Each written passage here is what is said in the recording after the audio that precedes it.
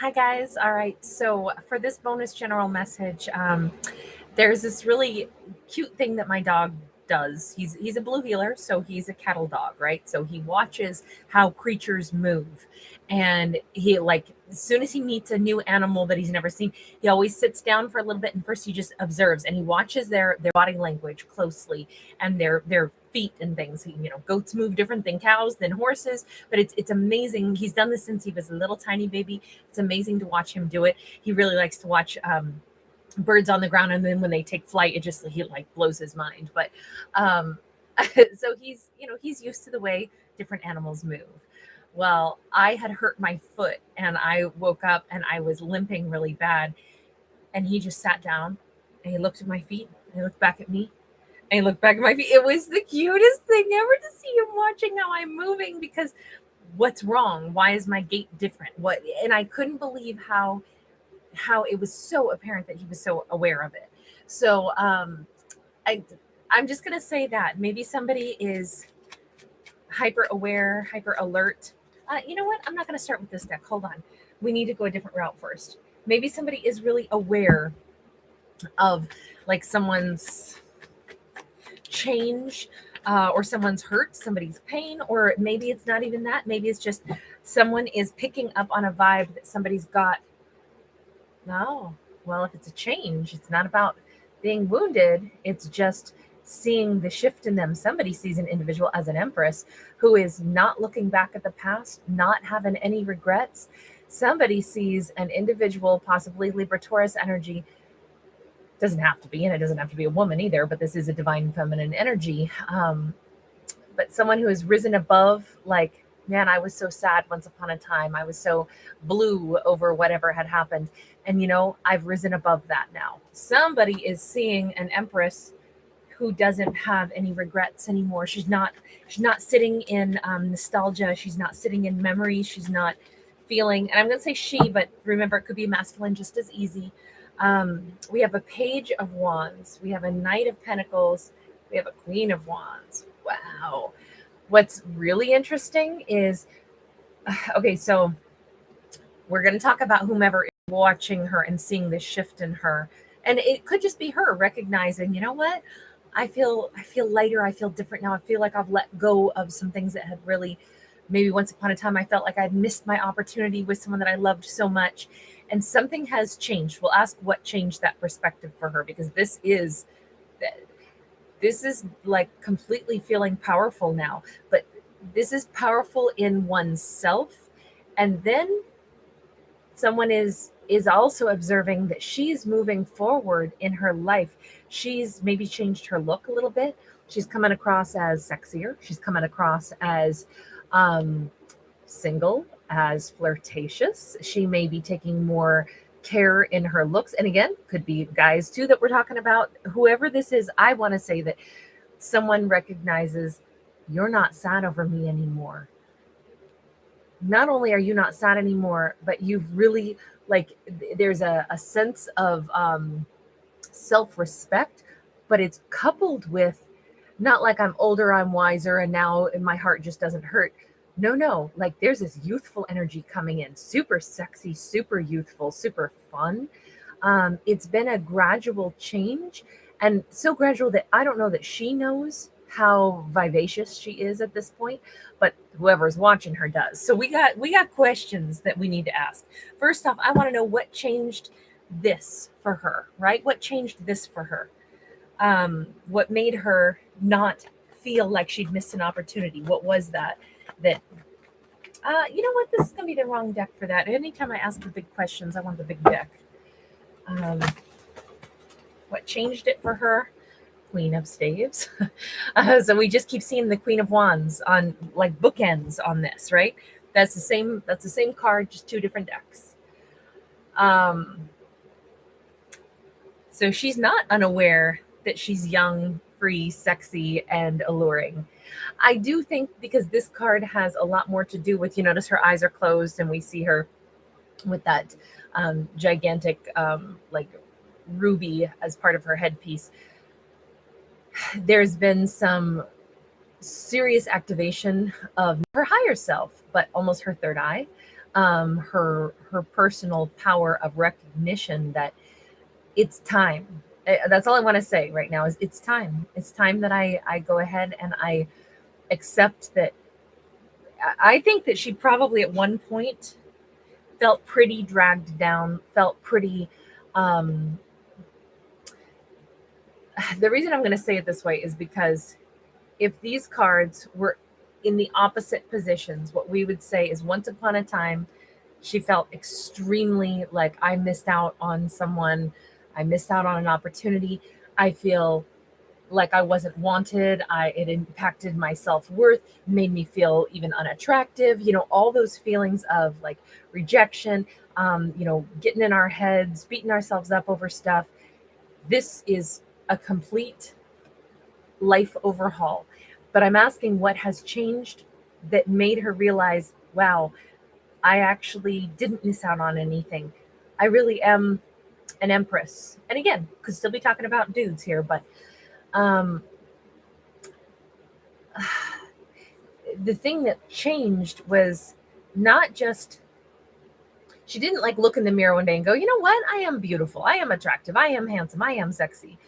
She closed her eyes instead and said something to, I'm going to say her higher self, because really to me that's what intuition is. She closed her eyes and said, what am I here for? What do I know to be true about me? Not about, this other person and whatever hurt me and whatever wasn't mine and all that missed opportunity. What do I really know about me? And I love the fact she turned her attention to herself. She quit asking questions about other people, how they saw her, what value she had in their life. She ceased looking externally for validation, and she simply became like obviously aware that, what do I know about me? I know that I'm actually kind. I know that I actually am attractive. That's the only reason someone, that people turn and look my way, because I am alluring. And attraction, keep in mind, attraction is many, many things, right? And it's not like she was having like a little arrogant road trip, for herself down ego lane here. It was more like, well, I know that people are drawn to me. Why would I have ever told myself that I must have missed out, I'm not good enough, somebody doesn't want me, I probably, was the person that they decided wasn't good enough? No, it just, why don't I stop thinking about anything that was projected onto me or anything I've been projecting onto myself? And why don't I ask myself, what do I really know to be true? Let me connect with my intuition. The truth is, I am powerful. The truth is, I am beautiful. I am attractive. I am handsome. I am desirable. I know other people are interested in me. Even if one person was not, one person's opinion doesn't equate to any fair reflection of who we really are, And I just feel like she just had a moment of like realistic perspective on that. But it's because she shut her eyes and she only asked herself questions instead of continuously seeking answers external. So it's interesting because I'm looking at this reading right now as the character and what she went through, but also remember, we're seeing it from an outsider's perspective who's observed her go through these dramatic changes. And I say that only because I started this out with my dog watching me and seeing a change on me. Only mine was a wound at first, but this is, and maybe somebody had known that they had hurt her before. Maybe they used to see her kind of limping along. Maybe that's the change in her gait. The way she walks is different now. So if she's become more sexy, more attractive, more alluring, because she simply has become aware of that in herself, and someone is observing this shift in her, it's like, wow, she looks better and better. She looks younger and younger, she or he. It's been kind of a slow road though for her to like fully embrace this, but now is the time. So whoever this lead character is suddenly, I don't feel like it happened overnight, but I feel like we become aware of it almost overnight. It's like, when did I start to feel so much better? When did I start to feel so much more confident? When did I feel like I wanted to flirt with someone? When did I feel like, I'm walking down the street and somebody turns and I go ahead and, notice and I give them a smile? Maybe it's been a long time since I noticed that and did that and reacted that way. guys and gals, whoever you are out there, you're looking fly, you're looking foxy, and what's more, you're actually feeling like, that's right, I do know that there's an attractive aura to me, because we all have it, right? We all have it if we choose to turn it on. That's the key component. She had not had this turned on in a long time. Whoever this is who's watching her, which now we'll ask about that, what's the person or what's the situation? I feel like we need this deck. Who is it that's either watching her or seeing this change in her? Because somebody is on the outside seeing this transformation, from what I can tell. Is this an admirer? Is this somebody from the past? No. I shouldn't say that, because it's just that Six of Cups can be somebody from the past. It could be a soulmate. So yes, could it be an ex? Yes, but it could also be someone who's just known her for a really long time. This could be somebody on the outskirts of her life, the periphery of her life, looking in. They too may have been going through their own circumstances in life and healing. I don't want to immediately say this is an ex, okay? Because there's nothing to say that is, and there's nothing to say that this is a love interest at all. This could be a good friend who's like, I've been seeing you like glow up, maybe we haven't talked in a long time, because this is also usually a card of silence, that Four of Swords. But I've been seeing, the life changes you've been going through online or whatever. And, this could be our bestie from when we were kids or something, who's noticing that, man, you just look so good. You look so, whoever this is, it is someone from the past, but it's someone who wants to be a part of our lives. The problem here is that I feel like this person feels shut out with this 10 of coins. So if it is a new person, that could be a soulmate, and it could be, right? This could be a new soulmate member who is just still hasn't spoken up yet because they've been going through a healing phase, but they've noticed you. They've maybe seen you a couple different times, and every time they see you, they notice like, wow, you look more confident, you look more attractive, you look more powerful every time I see you. And they're not quite ready to be coming in with any offers. If this is an ex, definitely the same thing. They're wanting to come back in, but haven't got a clue of how to do it. And if this is just a, platonic friendship, someone that we likely knew from a long time ago, they just might not have reached out to you yet, but it's like you're giving them some kind of strength.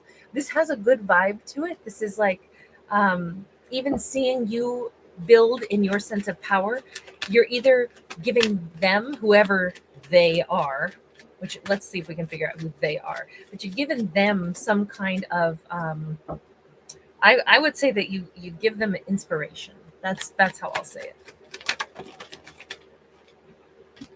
We've got a Hermit, and we got the Hanged Man in the reverse. So we've got Virgo and we've got Pisces, making them think long and hard about themselves. I don't want to say they're comparing themselves to you, but they are in a positive way, not like a competitive way, not a jealous way, but like a way that says, wow, I can see that you've come out of possibly a very difficult phase of your life. And you've built yourself into someone who, walks with your head up. You seem more powerful. You seem more confident than possibly you ever have in your life, and also more attractive. And that is making whomever this I'm going to call them the Watcher. Whomever the Watcher is, they are really making yes, you inspire them, but they also make a comparison, and they go, what is it that I need to get settled in myself? So that I can either put the inspiration that you're giving me into action in my own life, or do I need to really think about what is missing in my own life, because I really want to walk with your sense of confidence, or I really want to come towards you, but I know that there's something that has to change. So somebody's aware that there's something that has to change, and they're ready to make the change now. If this is an ex, you have inspired them through your transformation to really focus on changing themselves. Two of Swords, all we keep seeing is dedication. Like they're positive that I need to make this change for me too.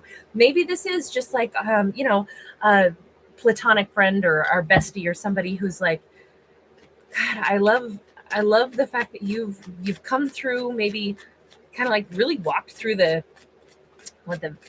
valley of shadows and walked through the fire, and you've come out like more powerful than I've ever seen you. I want to take a page out of your playbook. Wow, star card. Someone sees you as a star, somebody sees you as a gift, even if they're not with you, even if this is about if we're still talking about an ex, Aquarius now has shown up, they see you as a star. And I think it's fair to say that because you've come up as a Queen of Wands twice and as an Empress. You are a star. You are somebody who has a sense of vitality, and it's almost like, you know how there's moments in life where we meet people and we might know them, like we work with them every day, and we know pieces of their life story, and we know the quality of person that they are, and then after we get to know them for a period of time, there can be that moment where we just look at them a little bit differently, maybe after a tough whatever work day or something, and we just really, it becomes so apparent that this person is such high quality. They handle themselves with such grace, with such quiet personal power. And it's like, once we recognize somebody who has that kind of grace and that kind of strength of character, it is like they're a shining star. It's like, wow, I see you in a whole different way right now. No wonder I've been inspired. No wonder I've known a couple people like this in my life where, you get to know them at first and, you think they're great people. But then one day you go, you're not just a great person, but you're amazing. You're an absolutely, like, I respect you. I admire you. Like, there's something really powerful and really, like, more than inspirational about you. Like, you really are a star, and it's like someone is seeing you in that light there. All of this is becoming so clear. This is also a card of wanting to heal things. Like, this person is determined. All of a sudden we see them building determination to say, they're not watching in a creepy way and saying, oh, there you go, you're probably going to meet somebody instead of me, and blah blah blah. No, this is somebody who is, they're seeing something beautiful inside of you, and that is bringing out something beautiful inside of them. That's what this hermit card is. That's what this star card is.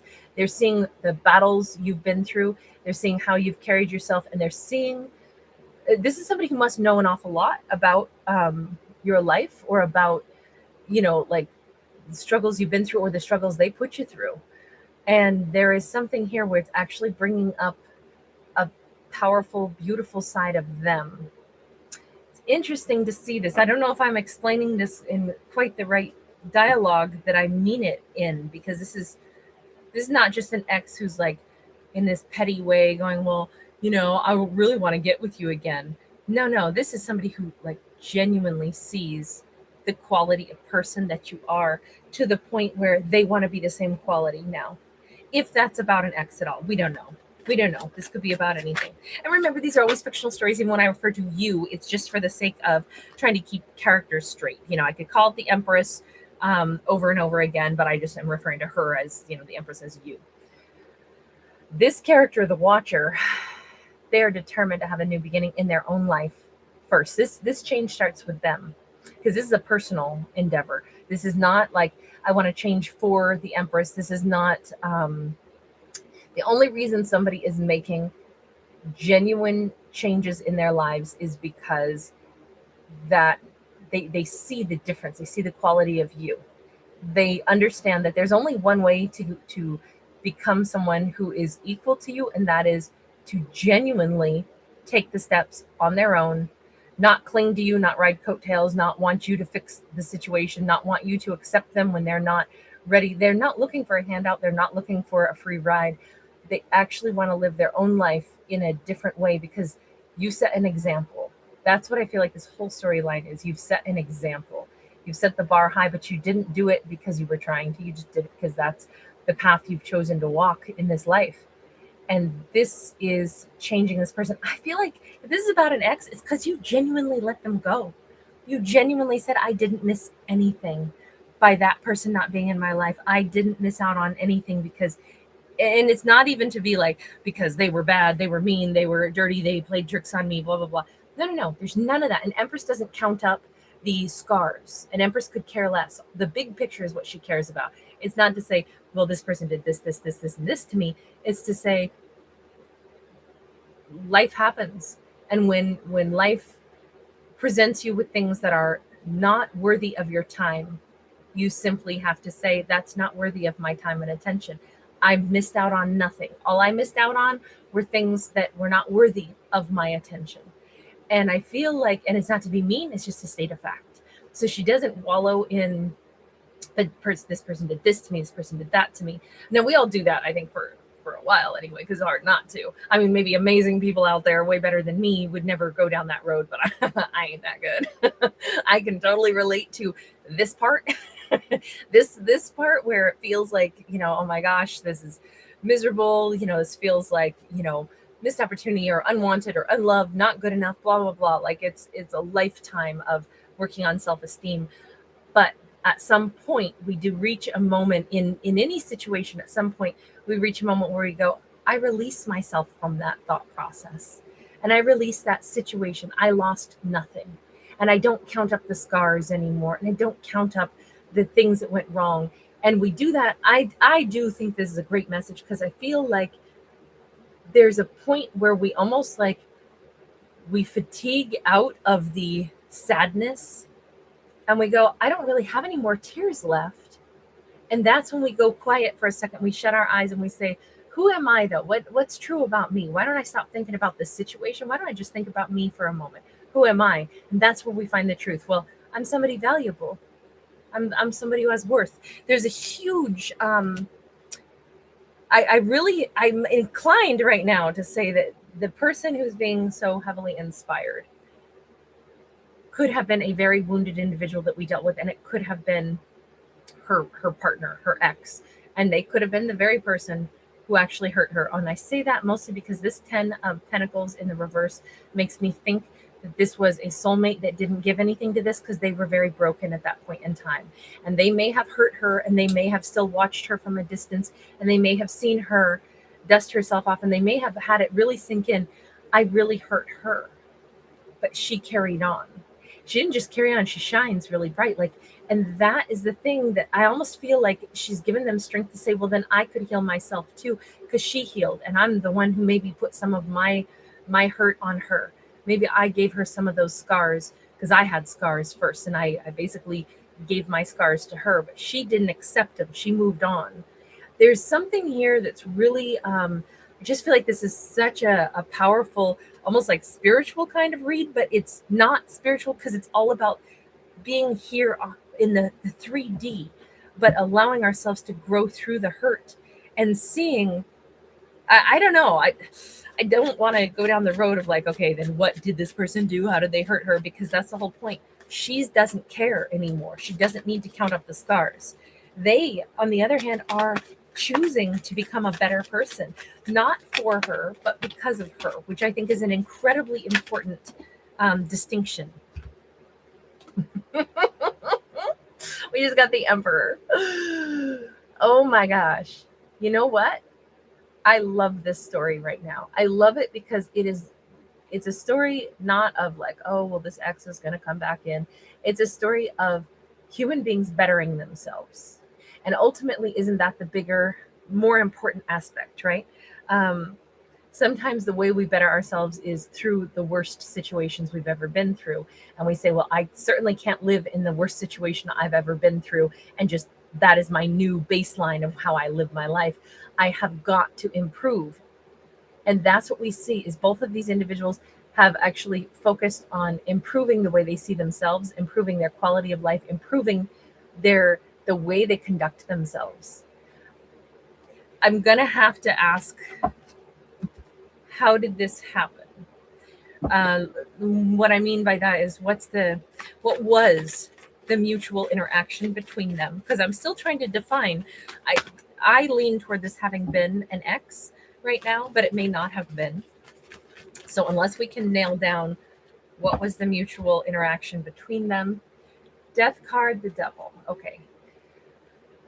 These two had history for sure. Big, momentous, the kind of relationship that you walk away a different person after after you get through it. It was toxic, it was difficult, it was hurtful, it was painful, it was devastating possibly, and it was like being chained to the most hurtful feelings, and it required an ending because this was probably hard to cut ourselves loose from it. This was a difficult thing for both people. There was she looks devastated, he looks totally you know like belligerent and turned his back, but yet they were both still chained to this, unable to let go. So I'm not going to say they brought out the worst in each other, because it may very well have been that one person did hurt the other, and then they both sat and they stayed in that hurt energy, because there was actually a ton of, I'll say, magnetism. I'm not going to say necessarily love or passion, although that would be the other side of this, right? Because the devil energy can be love and passion, and it can also be super toxic and super unhealthy, and yet there is still something genuine there as well. But if we're too, it would be like saying I really like, this is a wonderful beverage, right? But I pour it into this filthy, dirty glass. And now I'm trying to drink this delicious juice out of the most disgustingly filthy glass. And it's got ants in it and it's got dirt in it. And every time you go to drink, like, you get it all over your teeth and your mouth, and it's just disgusting. Like, that's the equivalent of the kind of like energy that this gives me the impression of. So obviously the beverage I'm talking about would be like love, right? The love could have been there and been really sweet, but then you put it in this filthy, dirty glass, and it's just so tainted. You cannot possibly drink that. And yet you stand there and you stare at the cup and go, but the good stuff is in that cup. But the vessel it's in is just, it's no good. So eventually we have to say, well, I cannot drink this. I can't. So we're going to have to pour that out. It's a loss. At least this one cup is a loss. Now we can go wash that cup, and then we can think about refilling it. And that's really what the death card is. We can empty something out, and then we can have a do-over. But we cannot keep trying to pour more and more stuff into that cup if the cup is still dirty, thinking, well, maybe it'll balance out the ants and the sediment. No, all we do is we keep wasting all of our good juice, putting it in a filthy cup. So it had to be washed out.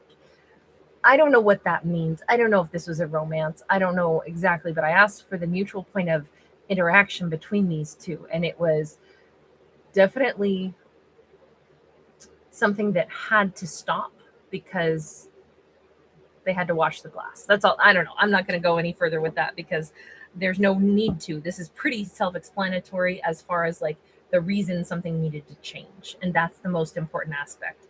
This had to change. Okay. I really like this story, actually. I mean, does it sound heavy? Does it sound ugly?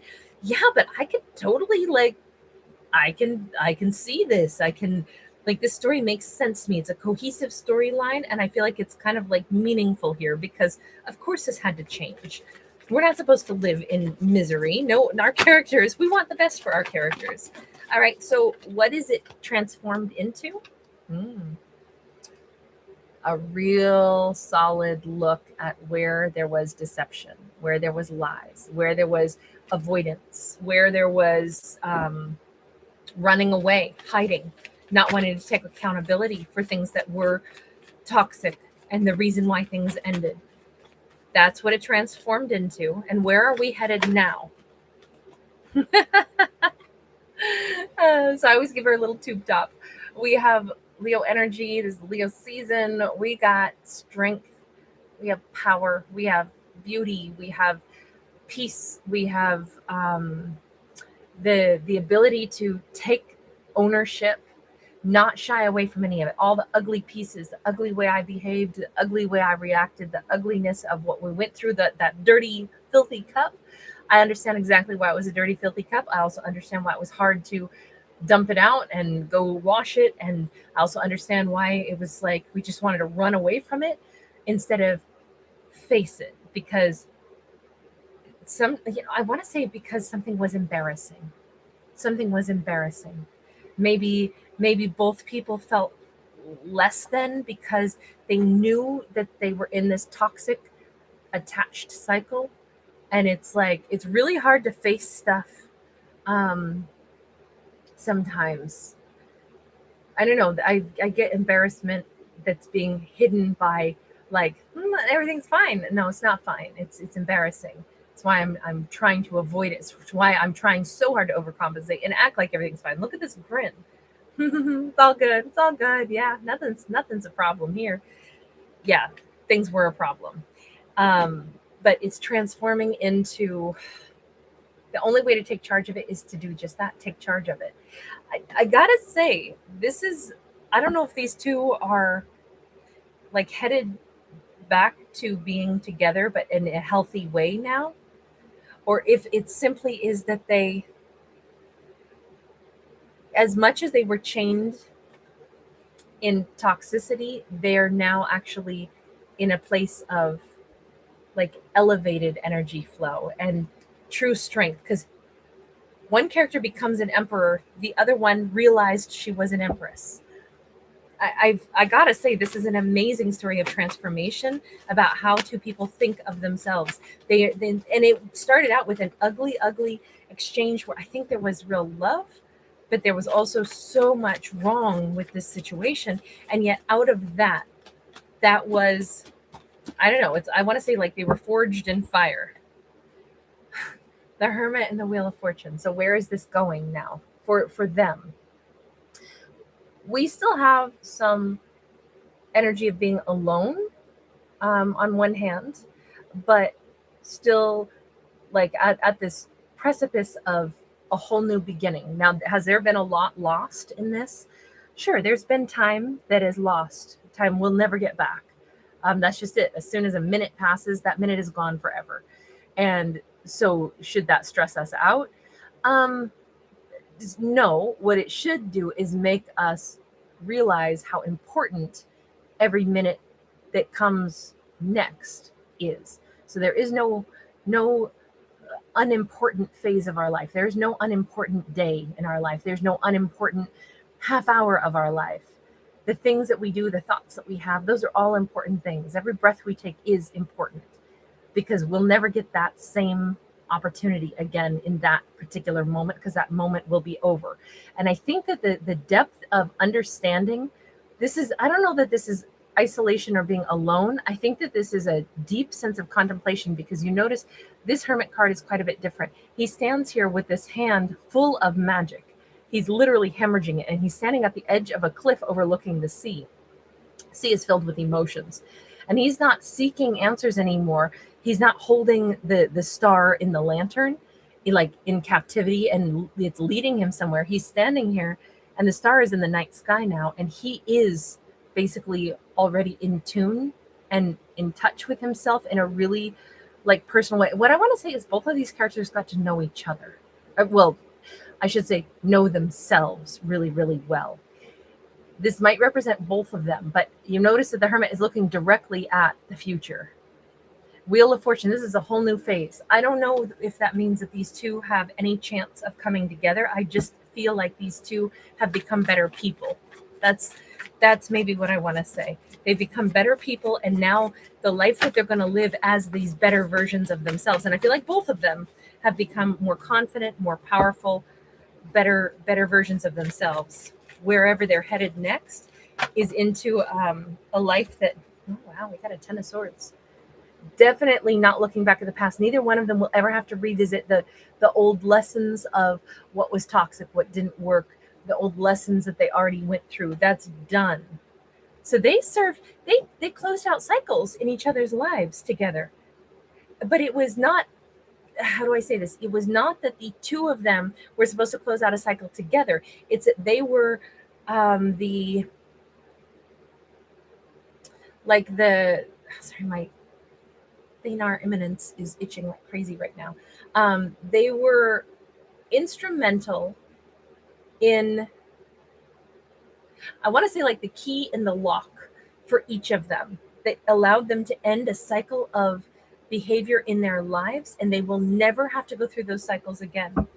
And they were both extremely instrumental in that for one another. We got a 6 of Sacred Circles. We got a King of Staves in the reverse. I don't think that these two end up together. this, or if they do, it will be such a different story. There's not ego in between them anymore, and there's also not inadequate giving, or well, I don't want to give to you, well, I don't want to give to you because you didn't give enough to me because ego got in the way. I'm gonna leave this story alone here because I feel like honestly, this is so poignant. This is such a powerful trio of cards, really. And it makes perfect sense that we would see these after that 10 of swords. What has ended is the ego that kept two people apart.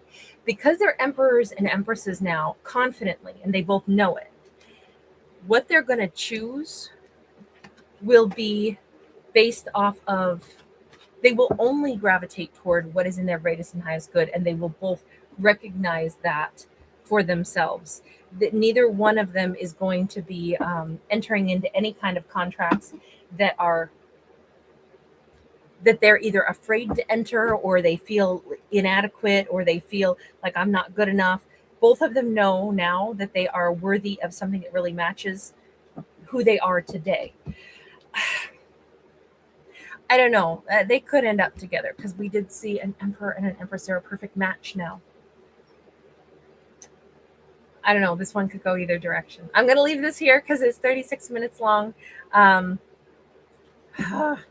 should have done a part 2 on this. I may still delve into each one of their stories for a part 2. You guys seem to enjoy the part 2s, and because I'm like, I'm unwilling to just like let their stories just like, where are they going? Like, we see all this change, but where are they going next? And I kind of would like to look into that. So I'm going to go ahead and do a part 2. There, I talked myself into it. I'm crazy. You guys, thanks for hanging out with me. Thanks for liking, sharing, subscribing. By the time you're done watching this, I will have part 2 up. It'll probably be shorter, but we're just going to look at the Empress and the Emperor. Which directions are they heading? And yes, are they ending up together? But I kind of just want to see what their journey is first, and not assume that the big question is, do they end up together? Because it's more important to see what choices they both make, is how I feel. And then if they do intertwine, awesome. All right. Thanks for being here, you guys. Thanks for liking this video. If you do want the part 2, do say that, though, in the comments, so I know that I'm not just wasting my time. Bye.